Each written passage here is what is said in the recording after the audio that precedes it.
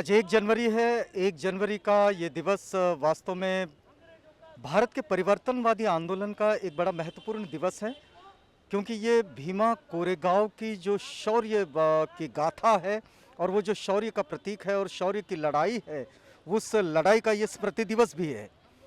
जो लोग पूना में भीमा कोरेगांव नहीं जा पाते हैं, वे नागपुर भी पहुंचते हैं, जहां नागपुर में संविधान चौक पर बाबा साहेब की प्रतिमा है।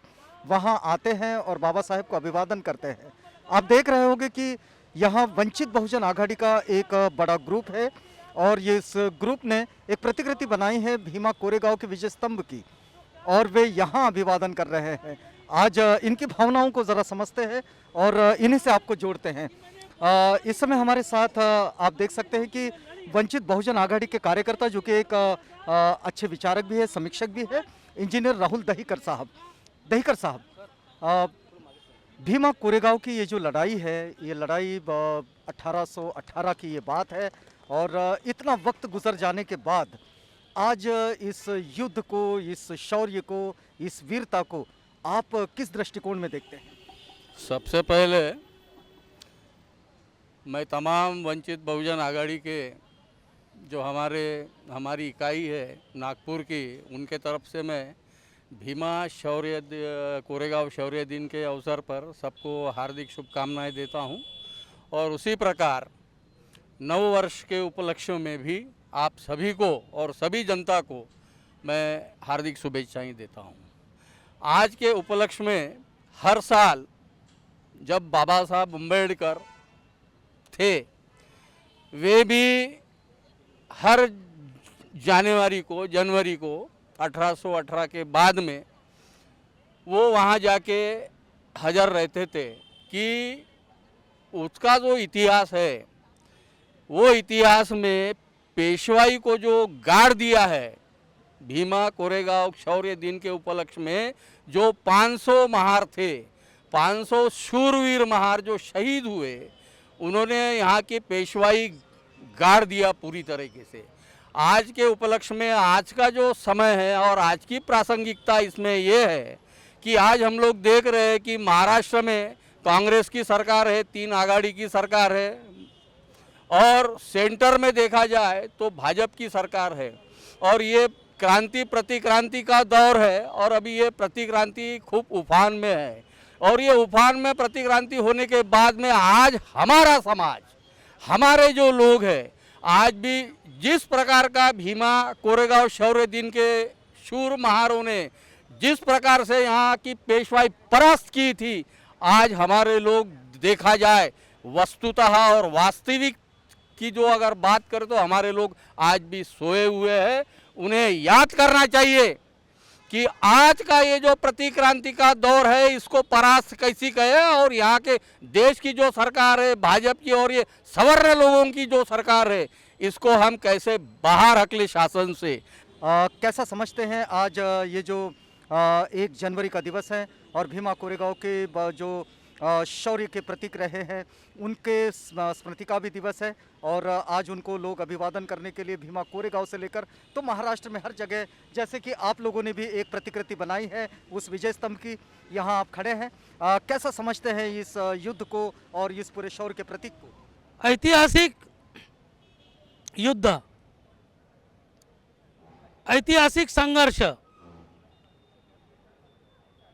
1 पे 56 भारी, 1 पे 56 भारी, ऐसी तैयारी।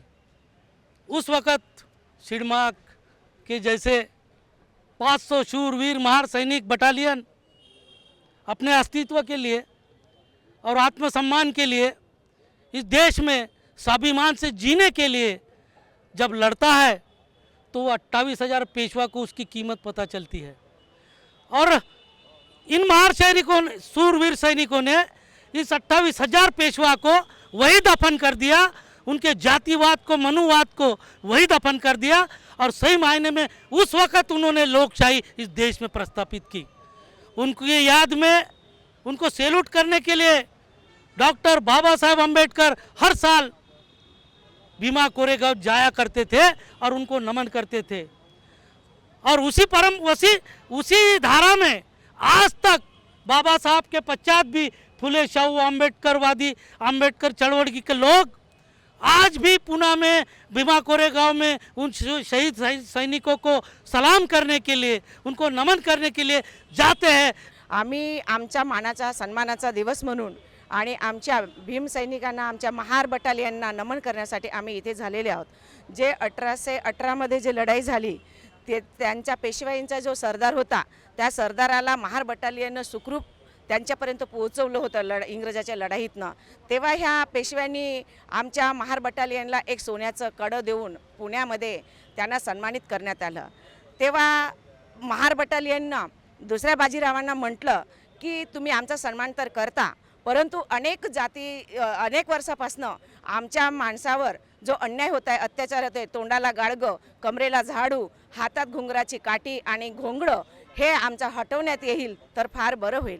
तेव्हा दुसरा बाजीराव बोलला, या ब्राह्मणवाद्यामध्ये तीळ मात्रही फरक पडणार नाही, आम्ही तुम्हाला सुईच्या टोका एवढंही आम्ही तुम्हाला मान सन्मान देणार नाही।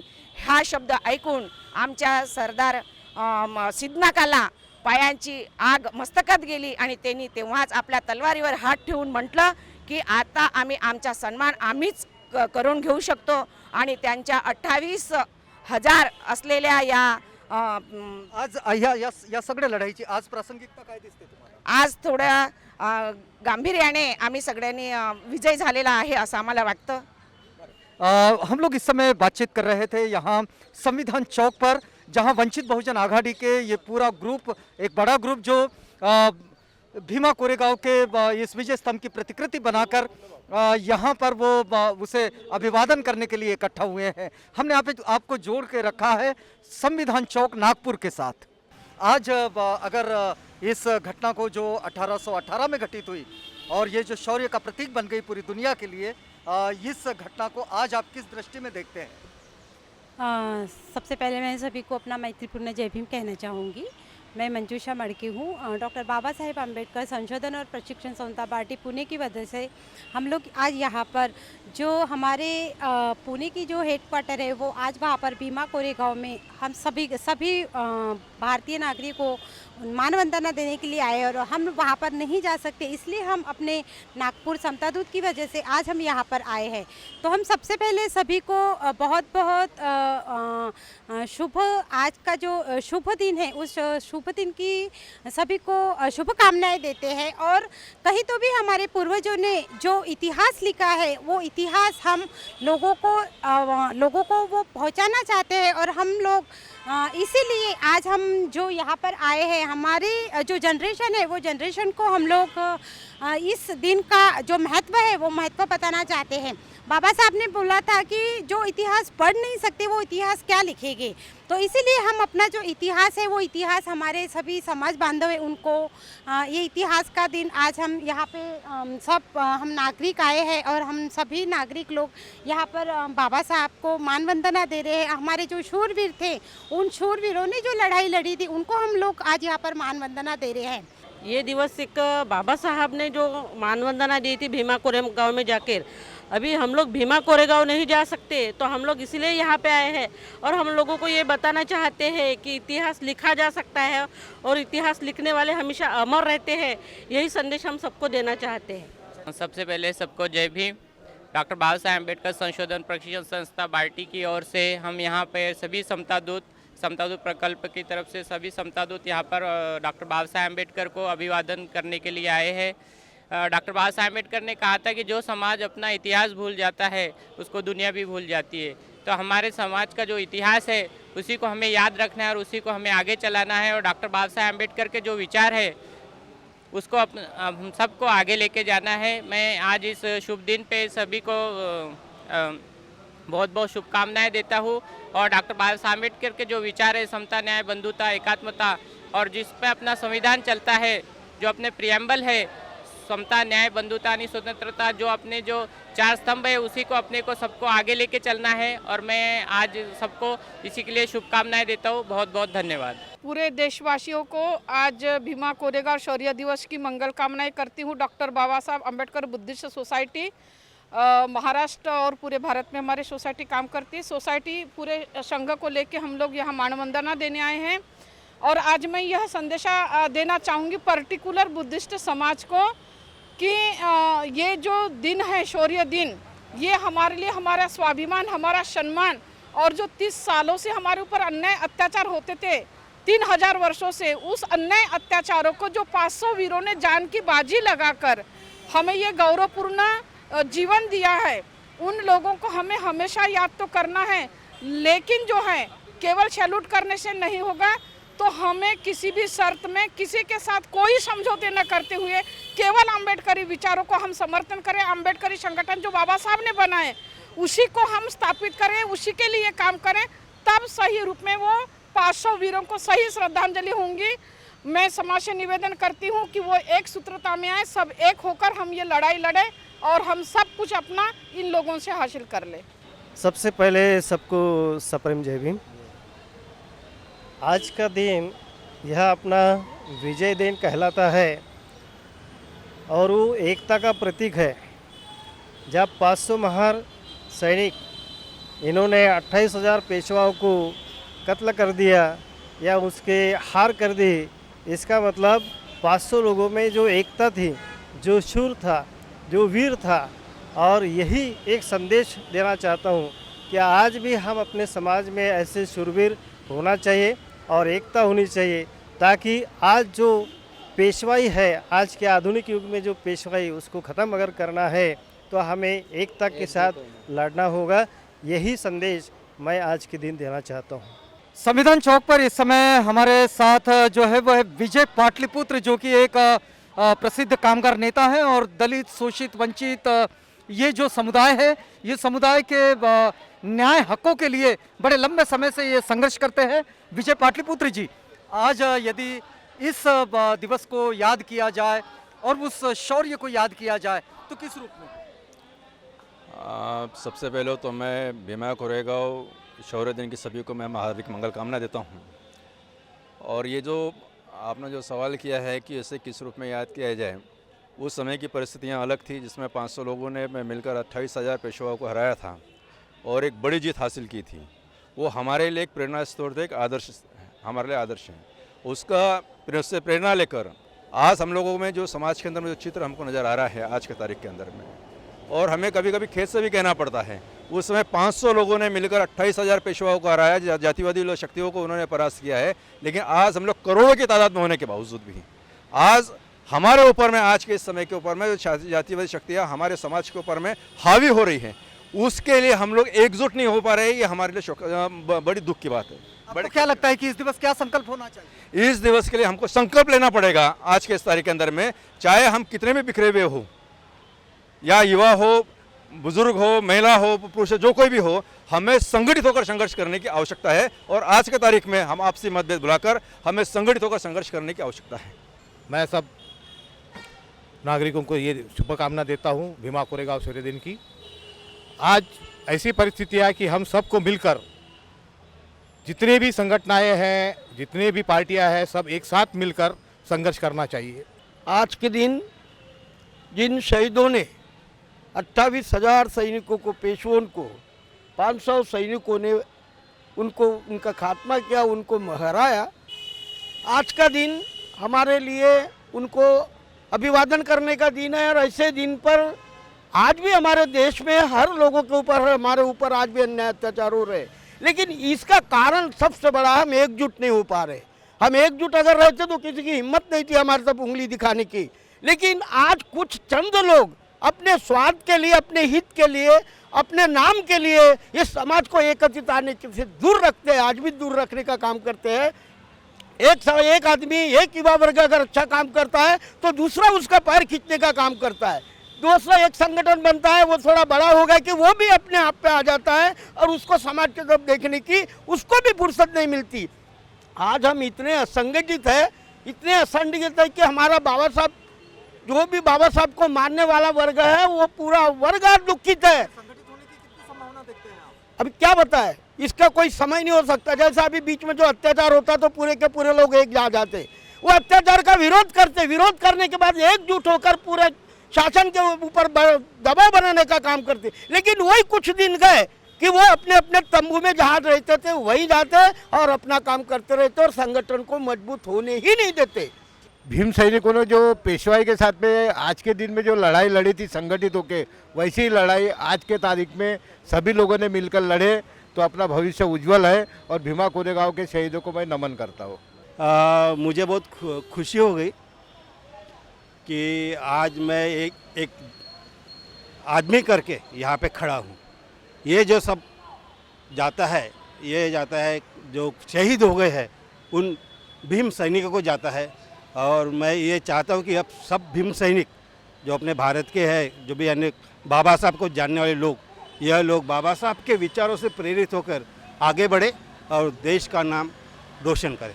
और प्रासंगिकता में ऐसा है कि अभी भी वो लड़ाई जो है अभी भी शुरू है, जंग शुरू है। और जंग के इसमें कुछ मैंने बोलते वक्त सवाल पूछना चाहिए कि शौर्य दिन किसका। एक दूसरा ऐसा कि जब ये शौर्य दिन है तो ब्रिटिशर्स लोगों की तरफ से हम लोग लड़े, ये एक राष्ट्र प्रेम की जो बात है ये पूछ के इस मुद्दे को भटकाया जाता है। मतलब पैट्रोटिज्म जो है यह मुद्दा हमेशा जब हमारे मुद्दे जो आते हैं, और पर्टिकुलर राष्ट्र प्रेम के मुद्दे तो हमारे होते हैं बेसिकली, लेकिन राष्ट्र प्रेम के मुद्दे उठा के जो है ये पहला वाला मुद्दा जो है हमारा जो होता है कि वो लोग ब्रिटिशर्स तरफ से लड़े करके। तो मैं इसको क्लियर करना चाहता हूँ कि पहले मामला तो ऐसा है कि ये करीब 3000 साल से चल रहा जो झगड़ा था, जो 1818 में फाइनल हुआ। मतलब वेदों में इसके जो है एग्जाम्पल मिलते हैं, रेफरेंस मिलते हैं, रामायण में मिलते हैं, महाभारत में मिलते हैं, पुराणों में मिलते हैं। तो महाभारत का तो जिक्र बाबा साहब ने जब दीक्षाभूमि पर जो है अगस्त्य ऋषि ने एक नाग को बचाया, उसके अब नागवंशीय, तो सूर असुर दानव दैत्य देवता इनका सारा जो झगड़ा जो संघर्ष जो था उस जमाने से चलते आ रहा था।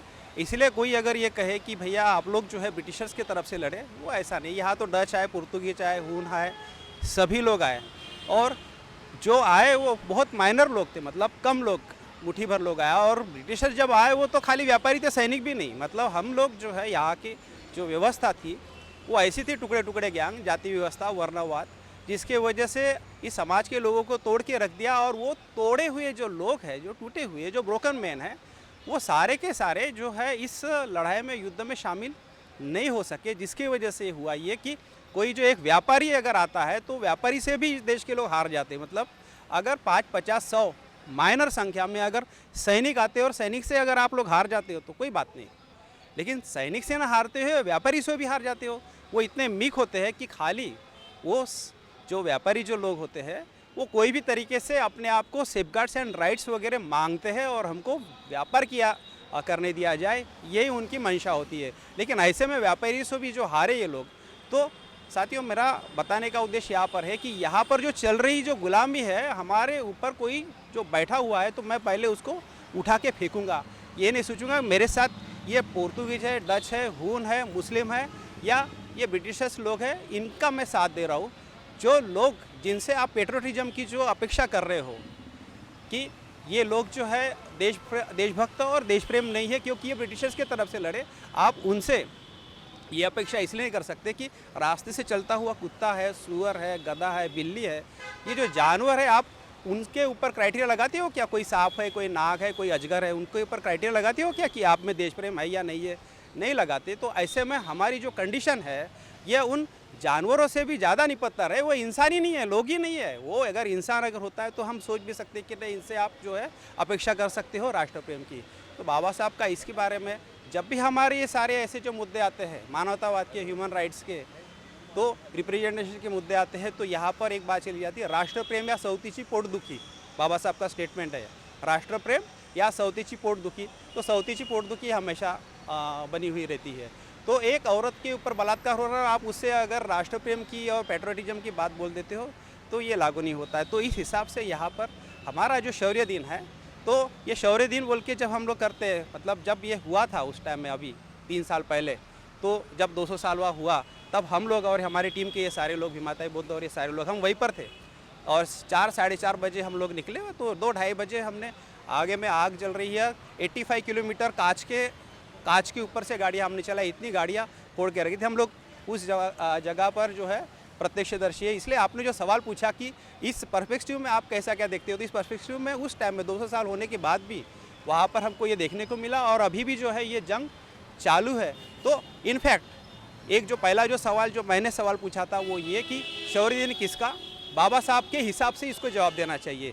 ये महार शौर्य दिन है, मतलब इनफैक्ट महार शौर्य दिन we must accept and salute this. ये अभी जो एक बहुजनवादी ये जो कॉन्सेप्ट आई उसमें से हम बोला जाता है कि वो नहीं, वहाँ पर कुछ भंगी भी थे और ये लोग भी थे, तो होंगे 2-5 का रेफरेंस आता है। 834 लोग हैं, 500 महार है, उनका वहाँ पर स्तंभ के ऊपर नाम है। लेकिन अगर एक निरपेक्ष तरीके से अगर देखा जाए, जो बाबा साहब ने रेफ़र किया है, जो बाबा साहब ने रेफरेंस दी है, वो रेफरेंस हमने देखना चाहिए। और वैसे भी बाबा साहब का एक जो साहित्य जो बाबा साहब बोलना चाहते थे कि मैं एक इतिहास लिखूँगा, कौन सा, तो मिलिट्री का इतिहास लिखूँगा। बाबा साहब का मिलिट्री का इतिहास नहीं आने की वजह से हमको और भी कुछ बातें जानने को नहीं मिली। लेकिन फिर भी बाबा साहब ने जब देते वक्त इसके रेफरेंस दिए, इंडिया आर्काइव्स जो है इसमें आपको रेफरेंस मिलेंगे। और अगर बहुत ज़्यादा अगर खोजने की अगर प्रवृत्ति अगर इच्छा अगर होंगी तो इंडिया हाउस ब्रिटेन में इसके रिकॉर्ड मिलेंगे, क्योंकि ब्रिटिश लोगों ने वो जो स्तंभ है 4 साल के बाद वहाँ पर इरेक्ट किया गया, मतलब वहाँ पर जो है उन लोगों का नाम लिखा गया। अब मैं महार शौर्य दिन जो कह रहा हूँ, तो बाबा साहब ने इसको टर्मिनोलॉजी दिया है कि महार यह शब्द का जो रेफरेंस है ये त्रिपिटक में नहीं आता। यह जो रेफरेंस है करीब 11वीं शताब्दी के बाद महार इस शब्द की उत्पत्ति हो रही है। चम्हार शब्द आता है, बाबा साहब कह रहे, मांग इसका जो है भंगी का जो है रेफरेंस आता है। तो ये परवरी समाज के जो लोग हैं, ये परवरी समाज के लोग जो है डाइल्यूट होके, मतलब एक छाननी में छान के जो एक वहाँ पर ब्राह्मण होंगे, आदिवासी होंगे, मराठा होंगे, कुंभी होंगे, जो फाइटर कम्युनिटी है, फाइटर कम्युनिटी ये परवरी कम्युनिटी है। बाबा साहब के बारे में भी बाबा साहब ये परवरी कम्युनिटी की है। ये गायकवाड़ ने एक रेफरेंस है, आप वॉल्यूम्स में अगर देखेंगे तो आपको दिख जाएगा। इस हिसाब से परवरी कम्युनिटी जो कन्वर्टेड इनटू महार कम्युनिटी, इसलिए ये महार शौर्य दिन है। और आज भी अगर आप देखेंगे, अभी तक भी सबसे ज़्यादा पॉपुलेशन 90% पॉपुलेशन उस जगह पर जो भी जाती है वो महार ही जाती है, महार ही जा रही है। कुछ अभी जो है ओबीसी लोग, मराठा लोग जो है जिनको थोड़ा समझ में आ रहा है, तो वो थोड़ा थोड़ा उनकी संख्या जा रही है। और अभी ये जो एक श्रेय जो है लाटा जा रहा है कि नहीं वो शौर्य दिन ही थी, और वो भी नहीं, और बाकी लोग भी उसमें वगैरह थे। जय भीम सर। आज का जो शौर्य दिन जो है सच में हमारे लिए बहुत गौरव की बात है। और मैं देश से अपील करूंगा, समाज से अपील करूंगा कि हमने अपनी जो पुरानी जो आदतें हैं, अपनी जो पुराने जो सिद्धांत हैं, उन पुराने सिद्धांतों को तोड़ करके बाबा साहब ने जो सिद्धांत दिए हैं, मानवता, समता, स्वतंत्रता, बंधुता, न्याय, जो संविधान के माध्यम से हमें जो स्वतंत्र किया है, उसको हमने तहे दिल से एक होके आकर के इस चीज़ को अपने आप को, बाबा साहब ने बताया कि शौर्य दिन तो हमारा शौर्य दिन ऐसा होना चाहिए, एक होके आके हमें इन सब काम को इकट्ठा आके करने की ज़रूरत है। मैं अपील करूंगा सभी लोगों से कि बाबा साहब के विचारों को हमने संजो करके सामने आना चाहिए और देश का भविष्य उज्जवल करना चाहिए। यही बता करके मैं रुकता हूँ।